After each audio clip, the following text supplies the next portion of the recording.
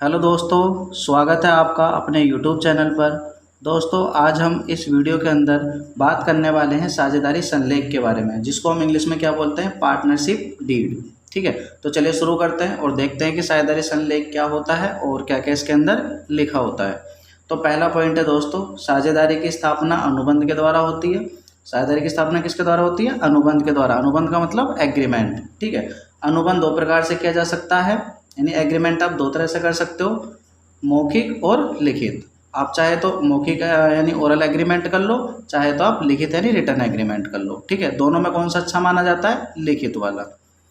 Third point है, जब अनुबंध लिखित रूप में किया जाता है, यानी एग्रीमेंट आप कैसे कर रहे हो? रिटर्न में, तो वह साझेदारी संलेख यानी पार्टनरशिप डीड कहलाता है। ठीक है, तो ये बहुत ज़रूरी बात है जो आपको ध्यान रखनी है कि जब एग्रीमेंट आप रिटर्न में करते हो, कैसे करते हो दोस्तों?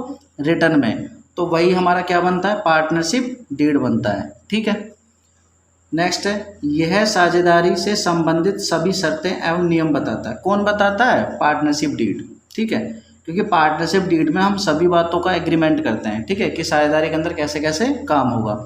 तो साझेदारी संलेख क्या करता है? हमारी जो साझेदारी होती है उससे संबंधित सभी शर्तें और नियम बताता है कि साझेदारी के अंदर कैसे कैसे काम होगा।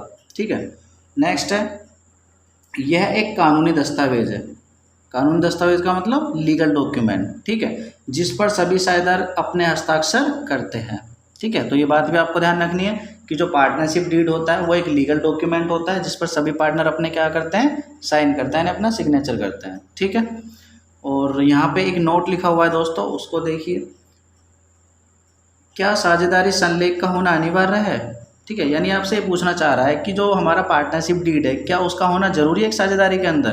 उसका आंसर क्या है? जवाब क्या है? नहीं। ठीक है, आप चाहे तो पार्टनरशिप डीड बना लो, ना चाहो तो मत बनाओ, आपकी इच्छा के ऊपर है। ठीक है, तो इतना समझ में आया दोस्तों, आगे चलें। ठीक है, तो अब हम बात करेंगे जो हमारा साझेदारी संलेख है उसके अंदर कौन कौन सी बातें लिखनी होती हैं या फिर लिखी होती हैं। ठीक है, तो आइए समझते हैं एक एक करके इन्हें। पहला है साझेदारों के नाम एवं पता। ठीक है, यानी हमारी जो साझेदारी है उसके अंदर जो साझेदार हैं उनका क्या क्या नाम है और उनका क्या क्या एड्रेस है, ये हमें साझेदारी संलेख के अंदर मेंशन करना पड़ता है, यानी लिखना पड़ता है। ठीक है, नेक्स्ट है फर्म का नाम एवं पता, यानी जो हमारी फर्म है उसका क्या नाम है और उसका एड्रेस क्या है, इसको भी लिखना होता है। नेक्स्ट है प्रत्येक साझेदार द्वारा लगाई गई पूंजी, यानी जो साझेदार है उन्होंने कितनी कितनी पूंजी बिजनेस के अंदर लगाई है, इसे भी लिखना होता है। नेक्स्ट है साझेदारी प्रारंभ करने की तिथि। फिर नेक्स्ट है लाभ विभाजन अनुपात। ठीक है, यानी वो अनुपात जिसमें साझेदार क्या करते हैं, अपने बिजनेस का जो लाभ होता है उसको आपस में बांटते हैं, तो उस अनुपात को भी हमें साझेदारी संलेख के अंदर मेंशन करना पड़ता है। नेक्स्ट है पूंजी पर ब्याज देना है या नहीं। नेक्स्ट है आहरण पर ब्याज लगाना है या नहीं। नेक्स्ट है साझेदारों को वेतन या कमीशन देना है या नहीं। भाई अगर कोई साझेदार है, अगर वो एक्स्ट्रा वर्क कर रहा है साझेदारी के अंदर, तो उसे सैलरी देनी है या नहीं देनी है, अगर देनी है तो कितनी देनी है, तो उसका भी हमें लिखना पड़ता है पार्टनरशिप डीड के अंदर। नेक्स्ट है साझेदार द्वारा दिए गए ऋण पर ब्याज की दर। मान लो कोई साझेदार है वो फर्म को ऋण देता है, तो उसे किस % से ब्याज मिलेगा भैया, तो इसको भी हमें पार्टनरशिप डीड के अंदर लिखना होता है। नेक्स्ट है साझेदारी की अवधि, कितने टाइम के लिए आप साझेदारी कर रहे हो, उसको भी लिखना है। ख्याति का मूल्यांकन आपको कैसे करना है, यानी ख्याति का जब मूल्यांकन हम करेंगे, कुछ ऐसी कंडीशन आएंगी दोस्तों जहाँ पर हमें ख्याति का मूल्य निकालना पड़ेगा, तो उस समय आप कौन सा मेथड अपनाओगे वहाँ पे, तो उसको भी लिखना है। फिर नेक्स्ट है साझेदारों के अधिकार एवं कर्तव्य, यानी जो हमारे साझेदार हैं उनके क्या क्या अधिकार और उनके क्या क्या कर्तव्य हैं, ये भी हमें साझेदारी संलेख के अंदर लिखना होता है। तो समझ में आया दोस्तों?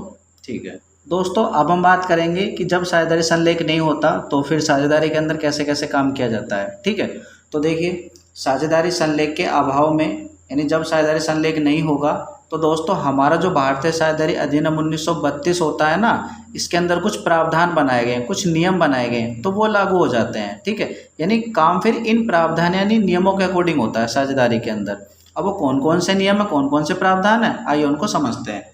तो दोस्तों पहला नियम ये है, पहला प्रावधान ये है कि हमारे बिजनेस का जो भी लाभ या हानि होती है उसको हम सभी साझेदारों में बराबर बराबर बांटते हैं। कैसे बांटते हैं? बराबर बराबर। ठीक है, कब बांटेंगे? जब साझेदारी संलेख नहीं होगा।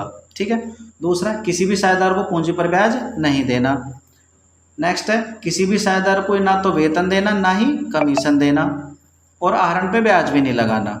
ठीक है, एक बार रिपीट कर देता हूँ। जब साझेदारी संलेख नहीं होगा तो लाभ या हानि कैसे बटेगी सभी साझेदारों में, बराबर बराबर।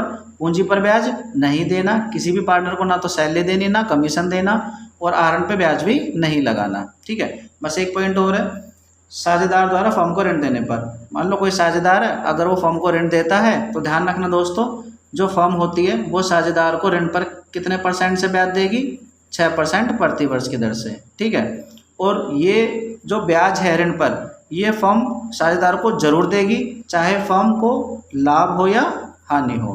ठीक है दोस्तों, समझ में आया? ठीक है, तो दोस्तों ये था पार्टनरशिप डीड। मैंने आपको समझा दिया कि पार्टनरशिप डीड क्या होता है और इसके अंदर कौन कौन सी बातें लिखी होती हैं, और अगर पार्टनरशिप डीड ना हो तो काम कैसे होगा साझेदारी के अंदर, ये भी मैंने आपको बता दिया। तो दोस्तों अगर आपको वीडियो अच्छी लगी हो तो प्लीज़ लाइक कर देना, कमेंट कर देना और चैनल को सब्सक्राइब कर देना।